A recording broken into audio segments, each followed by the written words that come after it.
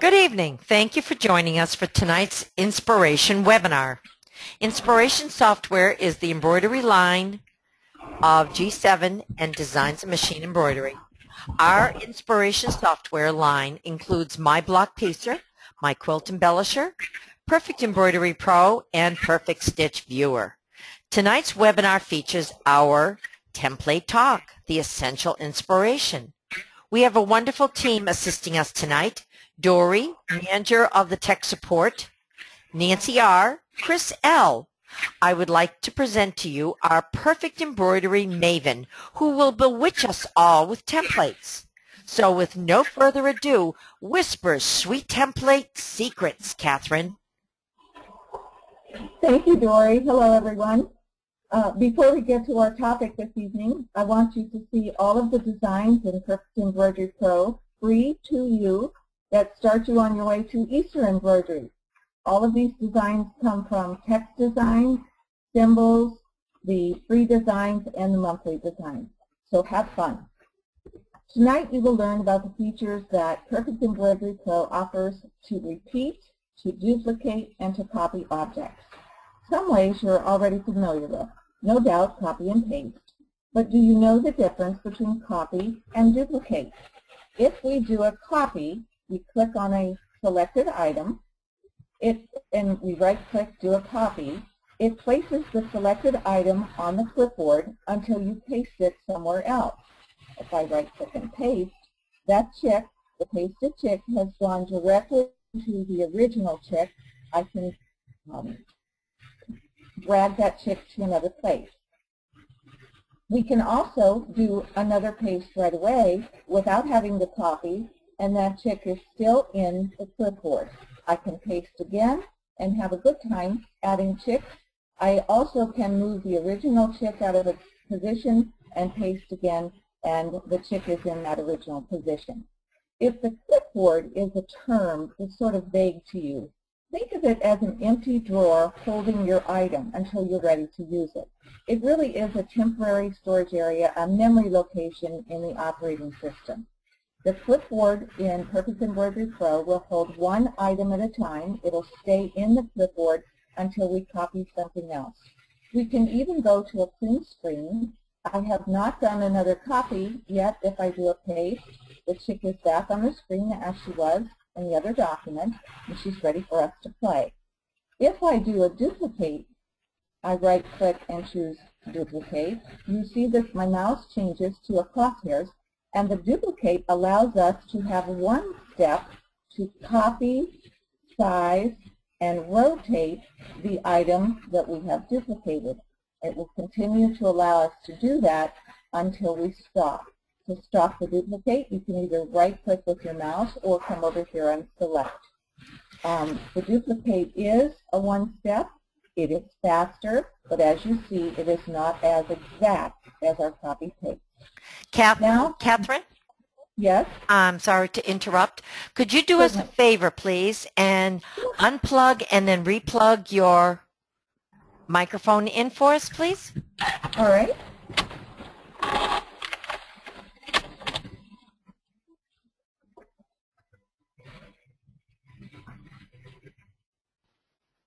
Is that better for everybody? Oh, goodnesses, yes. Thank you so much. Go ahead, please. Certainly, would you like me to start again? No, that's fine. Okay, we'll go to a clean screen, and as we begin now with our templates, we have a number of them that are built in, and just to clarify, to make sure everyone understands, a template is a pattern or a decorative design serving as a pattern. We have a few up here at the top of our toolbar. You can see that they are currently grayed out because we have nothing yet on our screen. If we go and get a symbol under our select, the asterisk is a fun one to start with. I'll create one that's just about a ½ inch in size. I like to look at my threads here. And now with that item selected, we're going to go and begin with our first template, Repeat. If I click on Repeat, I see that asterisk has come into my design screen. The default is 3 across and 3 down. We have zero distance, vertical and horizontal, and some other things that at the moment we will leave with no check marks in them. If I apply and do an OK, I come to my screen and see that the default gives me those 3 asterisks across, 3 down, for a total of 9. And once again, we have no space in there. If I get another asterisk and we do a little playing with this one, we'll draw that up on the screen, and right-click will stop it. I'm going to select it. And just so you can see the difference, I'll change my color here. We'll go back into repeat, and this time we'll play a little bit. Let's make it 5 across and 5 down. I can click on apply, and we see that happen. And if we want to separate those just a little bit, let's do a 0.3 in distance. This is in inches. So a 0.3 not going to be very far apart, might look like it is right now on our screen, and we'll go ahead and OK that as well. And we see that we have a block of designs of the asterisks repeated. Here you see 2 different looks to the same design. Each of them would be quite lovely. What you're doing here is creating embroidered fabric. This design right here, as it is small, would be very lovely on a pocket, and maybe the larger area would be something very nice on the shoulder area of a jean jacket, or any area really on the jean jacket. There's so many fun places to fill. So we have 2 different looks right there. If we go again, we'll have a clean screen. This time we're going to go under our text designs for an object to play with. We're going to choose this cat. We'll change it to black so that you can see it a little better. I like my just very easy brother embroidery. I'm going to change that to black. My cat changes to black. I like to see my threads. We'll go right into repeat, and this time let's do a 4 by 4 and play a little bit with the horizontal distance. We'll put in a 0.15 for both of those. Apply that. You can see our multiple cats. But before we come out of here, let's play just a little bit with the flip horizontal and vertical so you can see what we have as options. If we flip the horizontal, we see that every other cat is mirrored. The little tails go together. You might like that look. If we flip vertically, we can see that the cats themselves are upside down. But we have all of these options for you to play. Let's come on back out to our screen and see that we have multiple cats. Once you have your objects on the screen, they are individual. You could select individual cats and do different things to them if you wish. For example, we can click on this cat here, and maybe we would like that to be more of a gold cat. We can come up and flip it horizontally so that just one of the cats are mirrored. If I take this cat and move him out of the way, I'm going to go back and get a different kind of cat for our composite here, and we will size him down so that he fits, and you're allowed to put a little scaredy cat in the mix as well. If you wish, we simply delete that cat, and here we have our embroidered square. We have the ability to create art if you wish. I have some things going on the screen for us already. We have the puppy dog and the snail. I'm going to take that snail and move him out of the way for just a little bit. Both of these designs have come from the text designs. Up here, if you notice in my notes, first of all, you might notice that I have a typo going on here. So we'll type in properly where those designs have come from, and we see that I've listed for myself the text designs, the puppy's number and the snail number if I want a reference as to where I got those. I love the notes area in the software. It gives you the chance to write yourself notes about this particular design, and whether you're doing this for fun, whether you're doing it for a job and you need to make notes about the customer's wants or needs, and certainly for me, if I'm doing something that I want to show you and give you the reference for those designs. So notes is very helpful. You'll see that I've used it throughout the evening. But let's select the puppy and we'll go back into repeat. And for this puppy, we'll go with 4 by 4 once again, but this time I want to change the distance to be 1 inch, both horizontal and vertical. As I apply that, the puppies are spaced out. I'm going to go ahead and OK that. My puppies are in place. I'll go and do the same thing with my snail. Snail is chosen. I go into repeat. I'm going to leave it at 3 and 3, but I'm going to put in the 1 inch and 1 inch horizontal vertical distance, apply that, OK it, and as that is created, we then can take those little snails as one group and drop them right in the middle of our dogs. Let's move over just a little bit for what we're going to do next. And you see that's very cute just on its own, but I also can select, I'm going to hold down my control key and select these 4 to bring those out of the way. And I'll bring Josh over here in this area. Josh is the word I had typed in preparation for this particular art. You can see that it's highlighted. I've used my Bauhaus font. Some of you were with me last month might remember we played with that. And also I have a phrase that I think is very appropriate. Well, Josh is selected. I think I'm going to size that just a bit so it's even at the end. But I'm going to take my phrase and drag that over here at the bottom. One of the things about this phrase you'll see over here in the font window is that this is a mini font, the Arial Small. I think last month when we talked about the mini fonts, it might have sounded as if I was giving you an option on needles and thread, but it really isn't an option. You do absolutely want to use a number 9 needle and a 60 weight thread when you're working with those mini fonts. But here we have some artwork. If I thought I had room for one of these snails, I could certainly position him back. I'm not quite sure if I have room for another. I think he will fit nicely, so I'll get rid of my extra puppies, take care of that.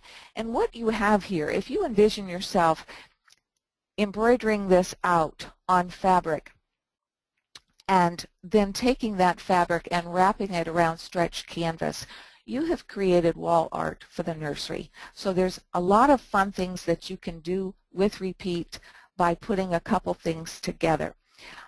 If you are planning to go to a family reunion, if you would like a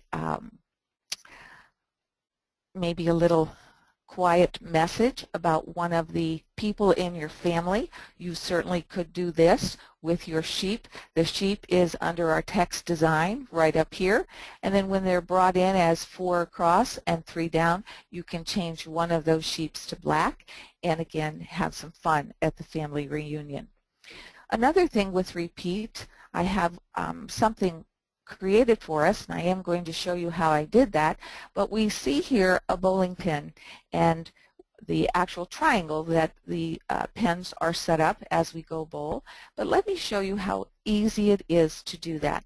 If I select my bowling pin and I go back up to repeat, I'm going to ask it for 5 rows, or I'm sorry, 5 number across and 5 down, and I set that in motion. They are all equal. So the other thing that I want to do is to come down here and offset every other row by 50%. The 50 is the default. I'm going to leave it like that, but I am going to set that particular check mark, and you see what happens to our bowling pins. Let's do the OK. I come back out on the screen. I'll move this up so you can see it, and watch how easy it is for me to turn this into a real bowling alley. I'm going to start with the bowling pins I don't need. I'm holding down the control key so that I can do multiple selects at one time. I'll take care of those. Here I need to leave 2, so let me select this one and the end 2. Delete those. I need 3 in this row, so I will take care of those 2 on the end. Here I want 4. I just delete that one. And you see with just a few deletes that I have turned in 1 bowling pin into the actual bowling alley triangle. So very easy to do. Up to this point, we have been using repeat in a very linear way. Let me show you what other fun that you can have with your repeat. Here we have some things that I've already created for you, but what I've done is to show you how that art started. These are all symbols units, so they all came from up here under your symbols. We have a two-headed arrow that is turned into 3 across and 3 down. We have a single-headed arrow that if I repeat is 4 and I flip every other row, I can do that like we did with our cats. And then if I copy and paste the whole unit, you see that you can start a braided look. This particular symbol is called a diamond, but if you set it, offset it, and then I removed just the one oddball that was here on this edge, gives a nice little area. Again, would be very pretty on a pocket or something small. In this situation, you can see that we started with the symbol that was the martini glass. I copied and pasted and changed the color and rotated to create another. Then this particular unit became what I used as my repeat, and you can see that this gives us a very southwestern look to some embroidery. If we begin with our pink ribbon, breast cancer ribbon, and we rotate it and then go into repeat, you see that it gives us a lace look.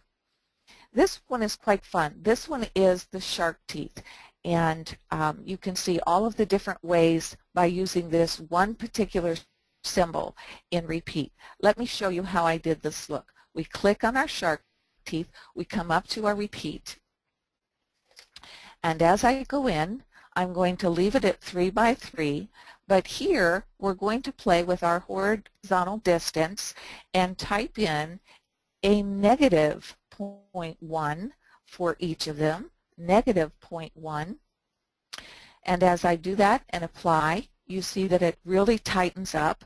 Let's go ahead and flip every other one vertically, as I have here, and then we're going to offset our columns, and you see that by offsetting it, it dragged that middle column down, so this gives us more of a continuous look to those shark teeth. If we come out, you can see that it looks very similar to this one here. All I did in this instance was to leave it in its original position on the down, and we simply offset our rows, bringing our horizontal distance very close to each other, and so forth. So a lot of fun. And what I wanted to show you here is that you can play. You already know, if you've joined me in the 2 previous webinars, I'm a big proponent of playing with your software just to let your creative juices flow. So this was a way for you to see that not only can we be linear in our repeats, but we can also create a little bit of art. We have our next template is our circle. We'll call up a clean screen. We're going to go back into our text designs and get some hopping bunnies. You already saw them on that opening screen.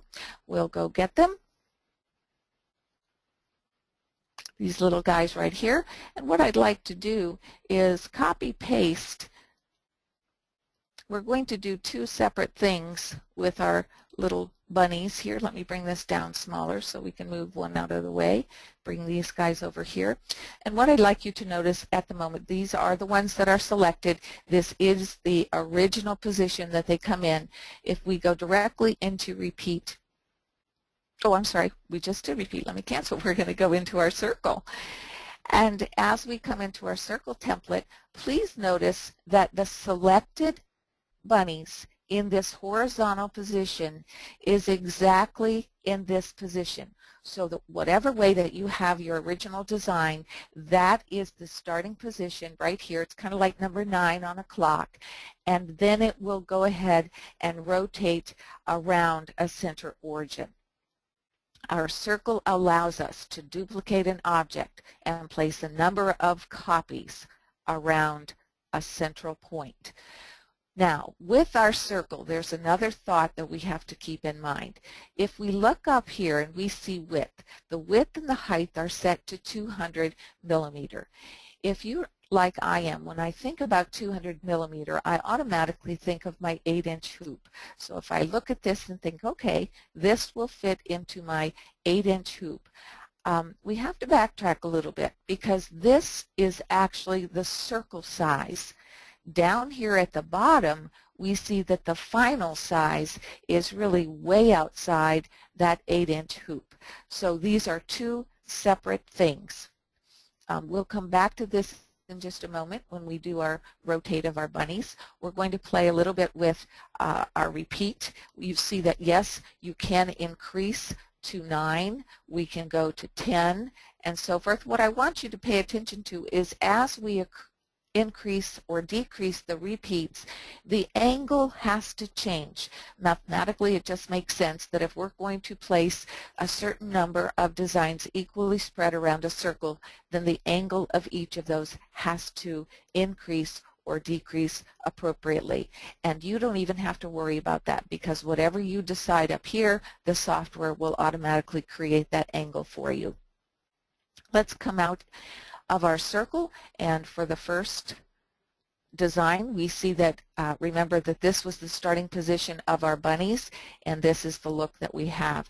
It's probably not the look you were thinking about, so instead let's select our second group and we are going to rotate until they are in the 90-degree position. At this point, let's go back into a circle. And as we come in, this is probably the look that we were thinking of when we wanted to do those hopping bunnies. We wanted them to hop around the circle, not necessarily flip upside down. Now, we need to address the size issue again, the circle size versus our hoop size. So instead of being 200 for our circle, what that represents is not so much the actual inner circle of our design, neither the outer circle. It can't represent the outer circle because this is larger than this number up here. But what it represents is the medium point between the highest point of the design and the lowest point. So the bunny ears are the highest, the grass is the lowest. So really that 200 millimeter positioning is right here in the middle of our design. So that's going to change depending on the design that you have, but it's something to keep in mind. When we want this design to fit into an 8-inch hoop, we can play around with our repeats. If we go with 7 and apply that, we do get a little smaller final size, but we are getting a gap. If we play with 6, we see that we're getting smaller, but still quite a bit of ways from our 8-inch square.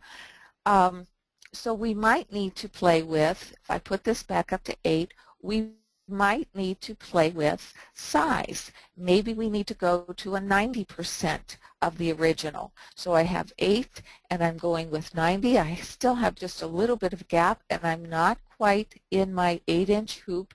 So what if I went to 80 and applied that and came out? Again, I'm a little shy of that size and I still have some gap in here.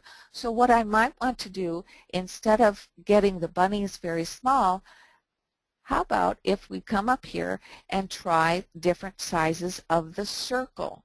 If I change that to 180, and we'll put this back to 100 just to see, and I do that at 180 width, we can see a little bit of the grass is being overlapped and the bunnies are too close to each other there.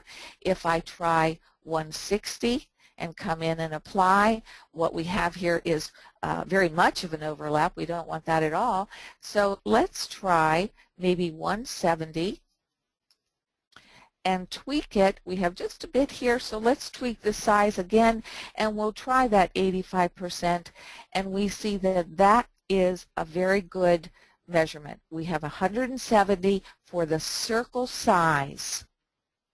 We have 8 repeats.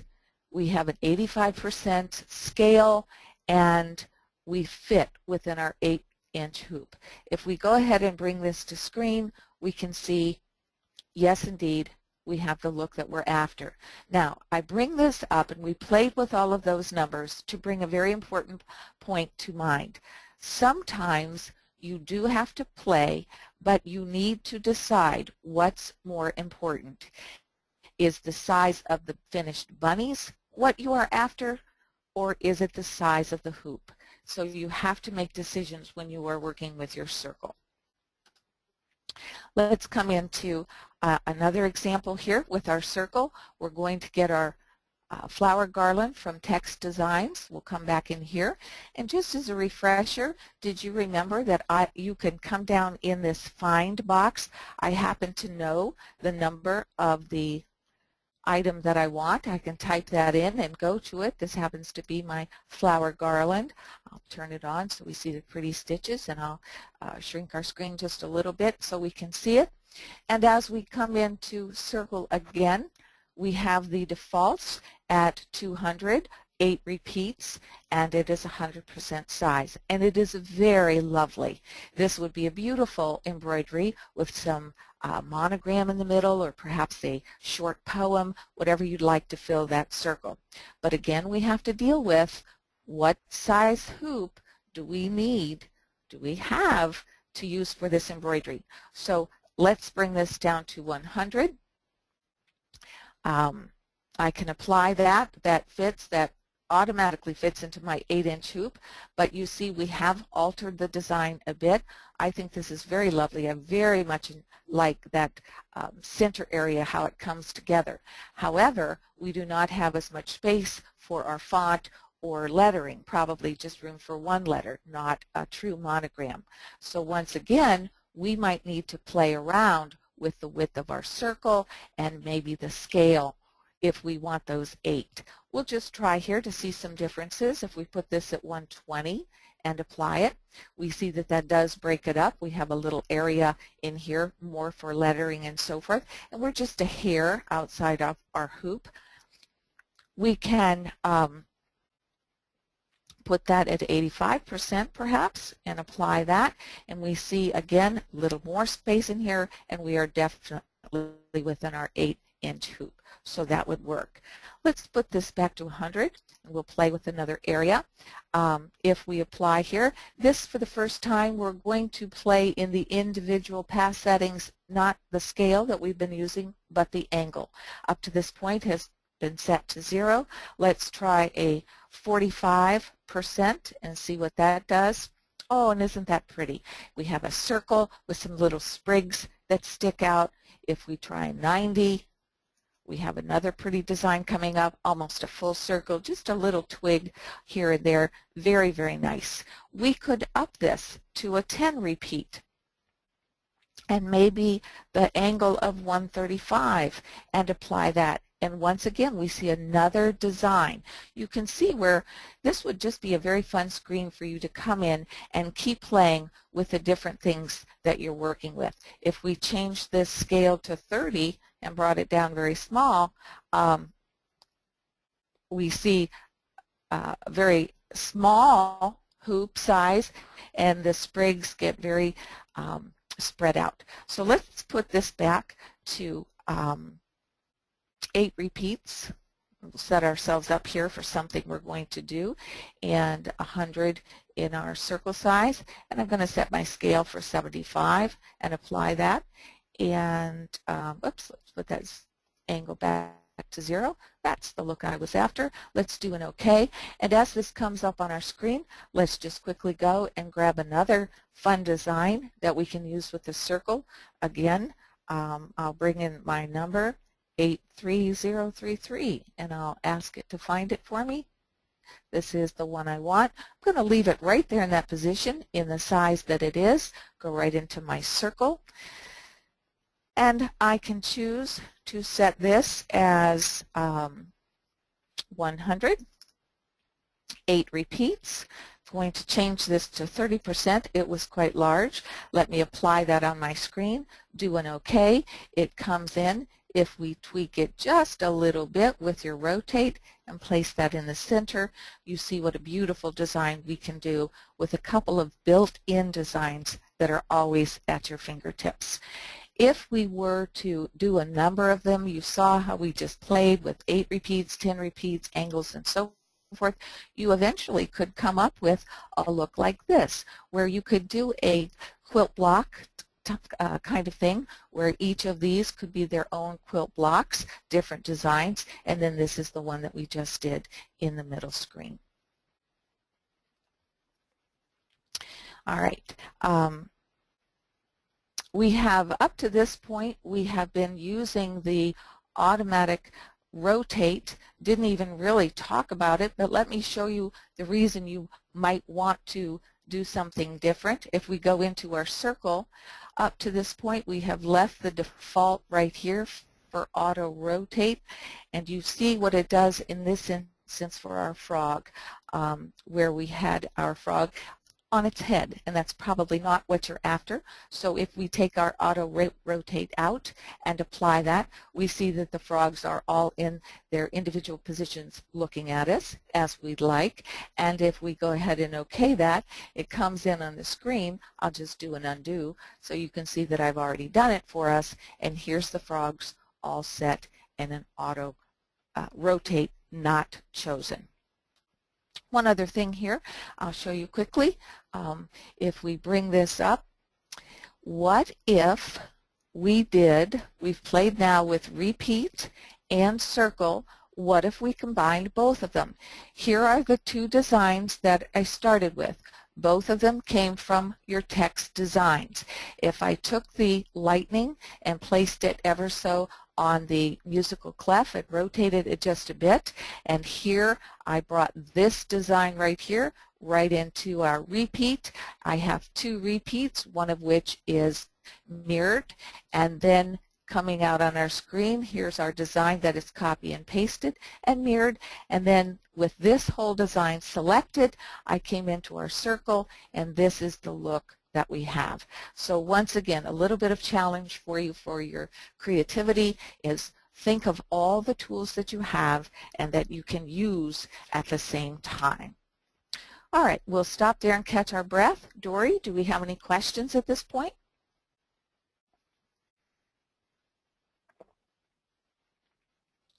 Ooh, there I am.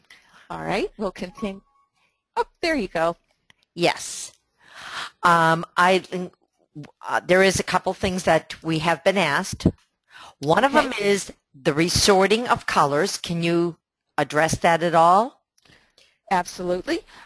If I come in here to my frogs, where I have a number of frogs over and over again, I have already done a color sort. That's not a good one to choose. Then let me pick a different one. Where was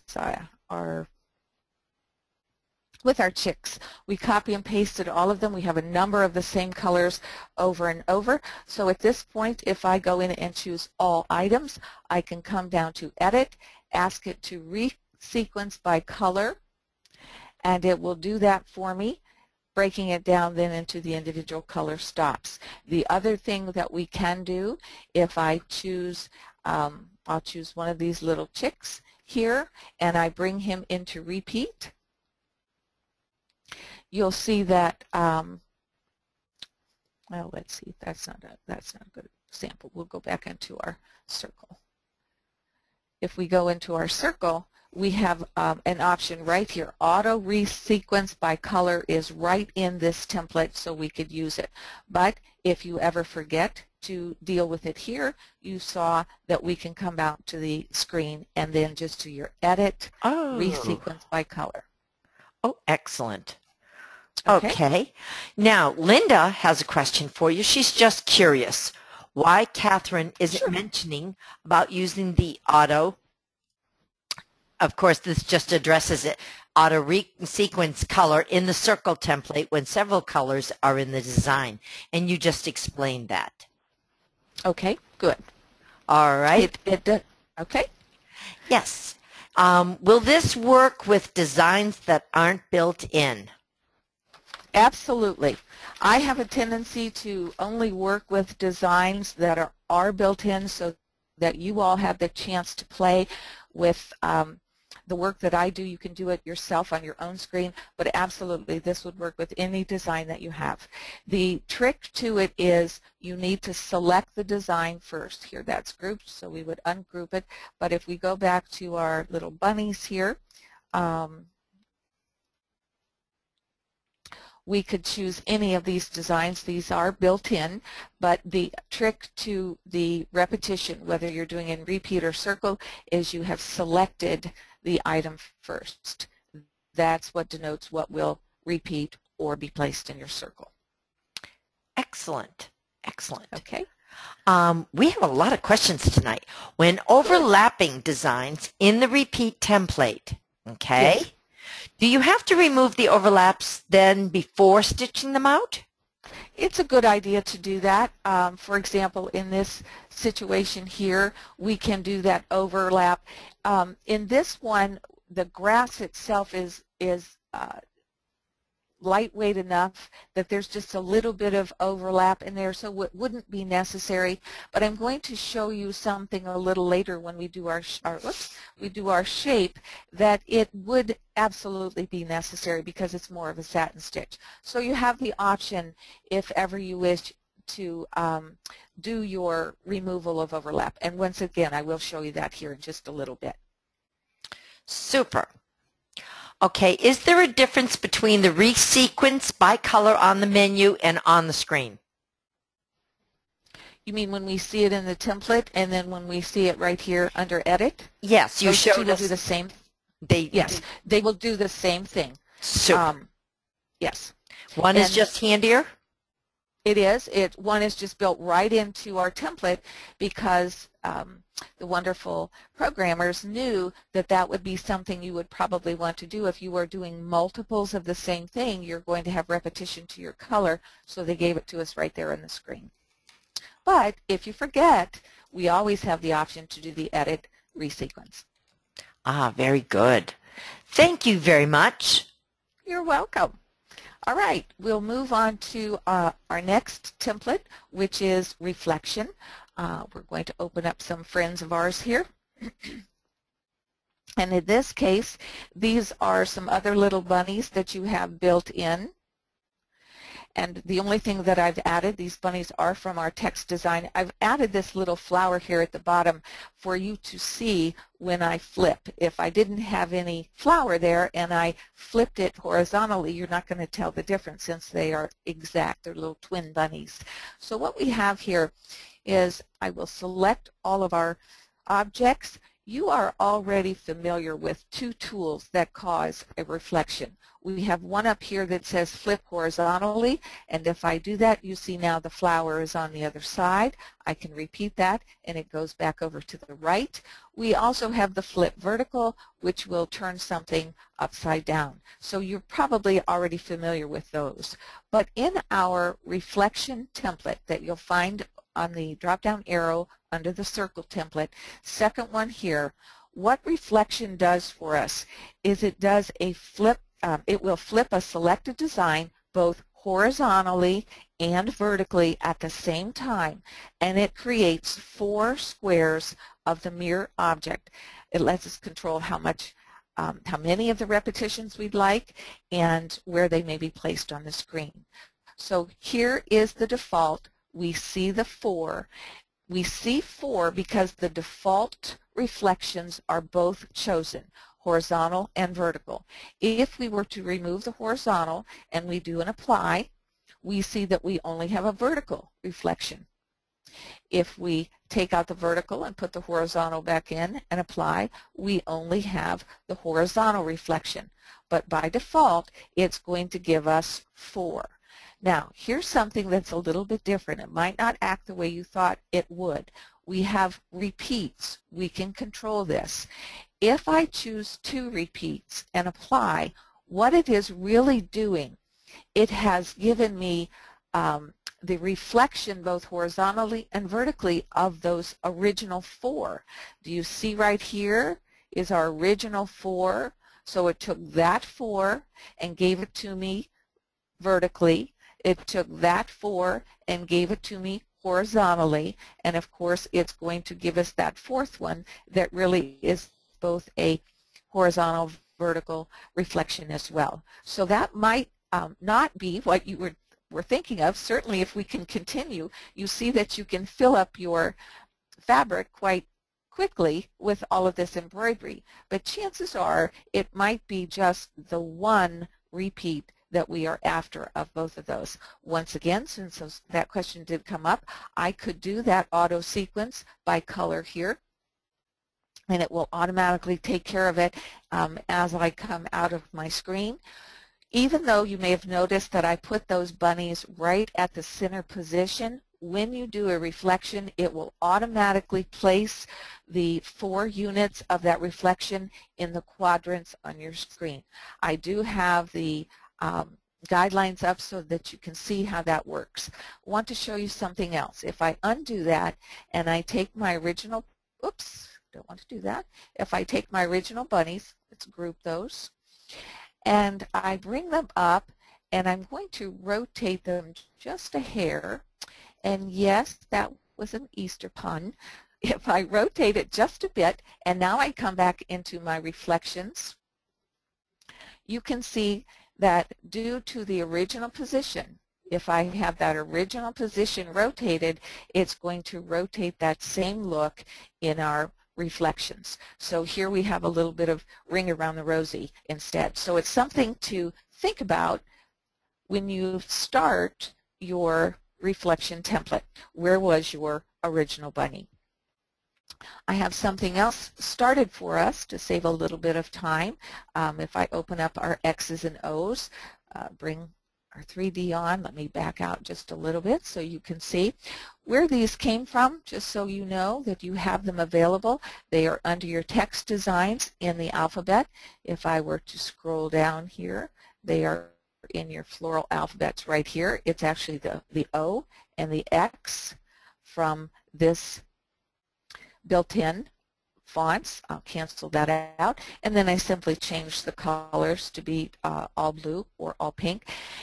And notice, please, of the placement that I have for this O and this X. I rotated the X and placed it so it's just touching the quadrant line of both the vertical and the horizontal, and I do purposely have the O offset not quite in the original center. So as I select those items and I come back into reflection, we come up on the screen and you can see a very fun design looking similar to a Hawaiian design if you're familiar with those from quilting. Once again, my horizontal verticals are on, so I see one of each reflected in the quadrants. If I play a little bit, we have the angle set at 0. I can put that to a 45 and apply. See what that does. Rotates those zeros. I can change, put that angle back. I can change my distance to be 20 for both of those, and I get a different look. Those are separated. If I come in and put in a -20 for both of those and apply, I can see I have an overlap. Now, once again, we have that auto resequence by color right here in our template screen. If I did go ahead with this design, this would be one that I would really want to do that remove overlap from these two. But if I come back, I'm just going to put a 0 angle in both of those to get my original look to my design, and I come back into my screen and you see that we have again an embroidered block. If you need this to be a perfect size, just like you know with properties of all of your embroidery, we can come up here. I can set that to be a 6-inch block, and it will adjust the sizes as necessary and then give me a very fun look for my embroidery. While we're talking about a Hawaiian block, if some of you like that look, I can show you how I came up with one. A couple of other things here. I have the steps in this particular one shown to you. These two shapes come from the motif shapes right here. I have selected both of them and turned them into artwork. I then have positioned the top one sideways to the lower one. And if you select both of those objects, you may notice that your weld tool becomes available. If I weld, I get this look right here. It puts them both together, and then I've simply taken this and positioned it in my quadrant the way I wanted it before I did the reflection. I have a bean stitch on that design, so it would be a true raw edge applique Hawaiian look, if that's something that interests you. We have this last one I can show you that raises the bar a little bit as to what we are doing with reflection. Again, I think that my job is not only to show you how to do something, but also to give you some extra whys, or just to inspire you a little bit and challenge you to raise the bar for yourself. There's no competition between anybody but just you. As we look at here, you may notice that here we have our little bunny fellas that we played with first. Remember, we tried these on the horizontal plane, we tried them on the vertical plane, and we had 2 different circles from that. But in taking our bunnies and going into our reflection template, we get 4 of them, as we see here. But with our bunnies, we do want to change just the vertical distance. And I'm going to type in a 5 there. This is millimeter. And I can go ahead and apply. And I have a little bit of separation in there for a reason. If I do an OK and come back to my screen, I actually just place the second group of bunnies on the first, so I'll do an undo so that you can see them. So there is the reflection of the bunnies, and all I did then was to come up here and take my artwork, my pen, and I just drew an irregular oval around and in between my bunnies, kind of hugging that grass, changed that oval into a complex fill and a wave stitch, and allowed that wave stitch circle to stitch over my bottom reflected bunnies, so that it truly does look like these bunnies are a reflection in your pond. So a little play there on our template. Ah, very pretty. Good. Do you know how to get the grid lines up for your quadrants? I do indeed. We come over here, I'll right-click on your ruler, and I can ask it to show the grids, and those lines will be there for me all the time.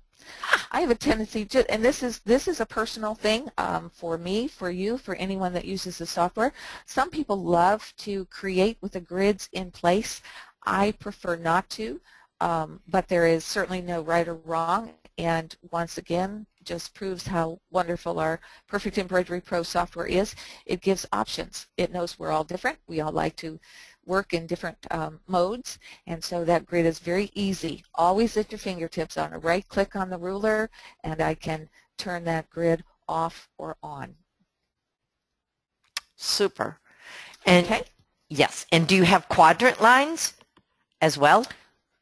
I can set those. If I go into my grid settings, you have the ability to come in here. I have mine set at 1/2 inch apart. Mm-hmm. You can set those grid lines to be anything you wish to be. If you want to work in a more micro environment, you could set those to be a 0.1 if you wanted your grid lines, or you could set them at 1 inch, 5 inches, whatever it is that you want. You notice here that we do have them in inches. Okay, thank you. Yes. All right, we'll move to our next template, and this one is called Scatter. Once again, we will go get our asterisk, just to be a very easy one for us to play with. And I'm going to draw 2 because I want to show you something different. We have one here, and I'll just put one over here. We will select this one. We come into our, you'll find scatter also under the circle template. We come into a scatter. And when we first come into the screen, it's a bit of a different kind of look. We kind of do a, whoa, look at all of those jump stitches. But we know that we have many, many different designs all over the screen. This one, whereas in our circle, this was telling us the size of the circle, this in our scatter template is truly showing us the area. So if I really wanted this to fit in my 4x4 hoop, I can set that at 100 millimeter and know that that area is going to fit within that hoop. Even in doing that, you see we have less of our scattered design.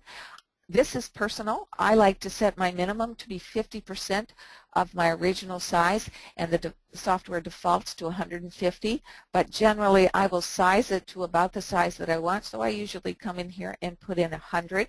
Again, that's just me. You might decide that you like it differently. As far as the auto-rotate with this particular design, we can't tell a great deal of difference, but it does give a little slight difference to some of our objects here. So we'll go ahead and apply that. We'll come back out with an OK, and we have scattered embroidery. Now, once again, we have a look of embroidered fabric. If you do this 4x4, your 8x8, or in your largest hoop, this is just beautiful. You have created fabric that is embroidered, and whether you use it on a pocket, on a collar, on a lapel, it would be absolutely beautiful. This does differ just a little bit. If I can find if I can remember what number, I think this is going to be a little difficult to see. I wanted to bring back up the difference. If I go back in here and do a repeat, you can see the difference between our repeat and apply that. Bring that back out to the screen. You can see the difference here. With scatter, it does just that. It is randomly distributed and sized, whereas if we do a repeat, it is a very controlled situation where the individual designs are kept in the same size and are equally spaced apart. So you have two different looks. We'll just change the color in those so that you can see the difference more easily. So a little bit of comparison between a scatter and a repeat. Once again, we can be creative. Whereas I love this idea to create your own embroidered fabric, you can also use your scatter in a fun situation. Let's go up here to our symbol and select.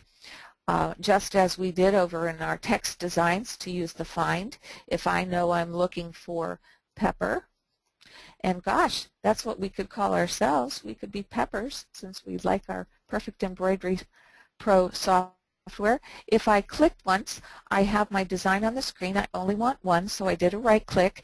Before I continue, I'm going to do a little change of the color. I'll choose my golden top on my pepper, and I'm going to come back in here to my thread chart and make it a little bit more green on top. Oops, it's not what I wanted to do. I just wanted my, oh, look over here, silly. We need to ungroup that first.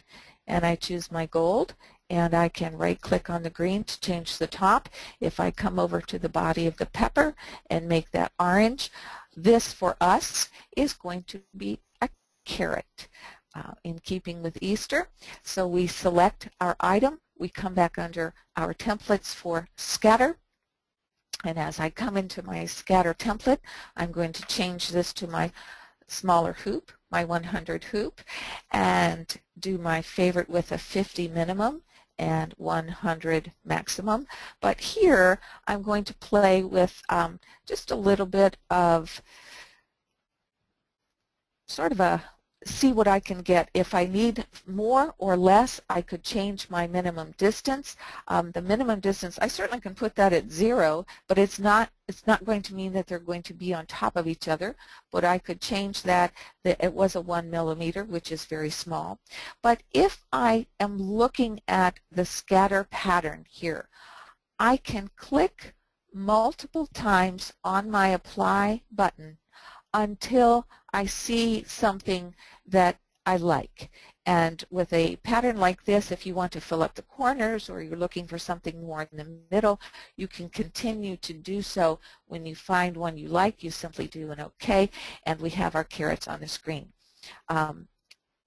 These are grouped. I need to ungroup them, and then if I sort of go in there and remove some of my carrots in this position, I'm going to drop them over there for the moment, and I don't even care that I have some tops left over. I'll just get rid of those with my delete key.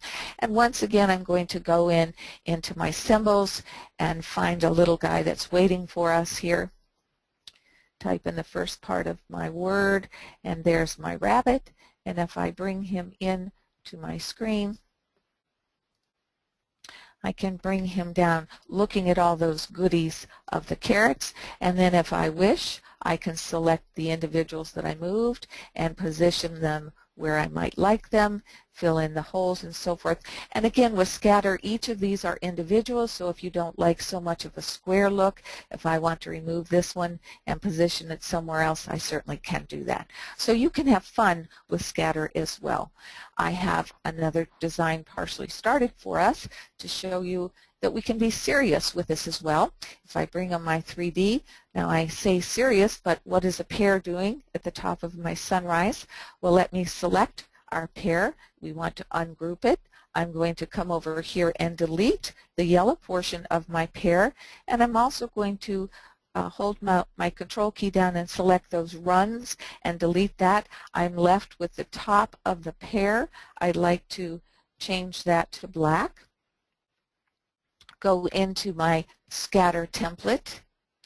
Here again, I am going to change to my 4x4 hoop, so I bring that down and apply. Something that we've not yet done here, changed my minimum to 50 and 100, but my minimum distance this time I do want to be a larger number. I'm going to put in 15 millimeter there and apply it. This is the look I'm after, but for the first time I want to not rotate my designs. So I remove that check and I have all my designs looking like that. Again, I'm going to play with my apply until I see something that I like. Let me bring this in, and if I set that over my sunset, I have my birds or my seagulls that are flying off to the horizon. So you can do more art, or you can do something that was fun. If I open up one more to show you, we have the carriage, which is from your free designs in your PEP software, and then all these are just individual Z's with a Gesture Pro font choice, and I have chosen the Z and done the scatter and taken out some so that it looks like it's coming out the baby carriage. If we want to make this more personalized, if you're putting together a fun invitation or a cute little block on the baby's blanket, and you know that you have a girl, we certainly could change the carriage to be more appropriate. And one more to show you in the scatter, this a little higher level here, something that we can do.